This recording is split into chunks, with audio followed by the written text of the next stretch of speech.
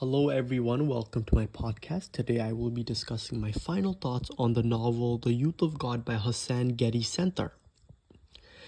Reading The Youth of God really hit me in a way I didn't expect. Coming from a Sikh background, I've always had a strong sense of what faith and community mean.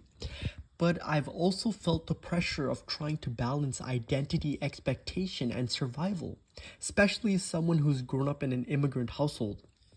That's why Noor's story felt so personal.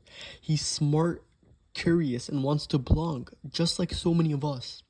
But what really stood out to me was how those in power, the Burgulis in Marxist terms, use religion as a way to control him. Imam Yusuf isn't just a religious leader, he's part of the superstructure. He uses faith to justify the control he has over the working class youth like Noor, the proletariat, who are just trying to make their sense of place in the world. What shook me was realizing how easily Noor falls into these traps. Not because he's weak or dumb, but because the system around him is so good at planting what Marx calls false consciousness. It's when you think you're making choices for yourself, but you're really just following a script written by those in charge. In this case, the Burgulis, which is Imam Yusuf. Nur gives up school, friends, even his dreams. Not because he wants to, but because he believes it's what God wants. But it's really what Imam Yusuf wants and his manipulative ideologies he used to brainwash Nur. And that's what made me reflect on my own life too. How often do we confuse loyalty for purpose or obedience for faith? This novel reminded me that even a religion, something that should uplift and free us, can be twisted into a tool of power.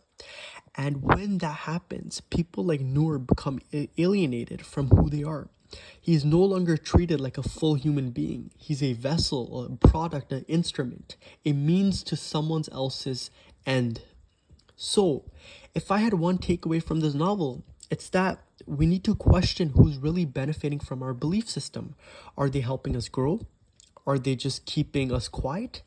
As someone who still finds strength in faith, this novel challenged me to think about how faith can either liberate or oppress us, which is why I really think this novel is a 10 out of 10, and I recommend it to anyone out there listening to this podcast, because it really not only strengthens your faith, it doesn't weaken it, it strengthens it, but also possesses strong questions like how are the ruling class benefiting from some of these ideologies they placed on us. So therefore, great book. I really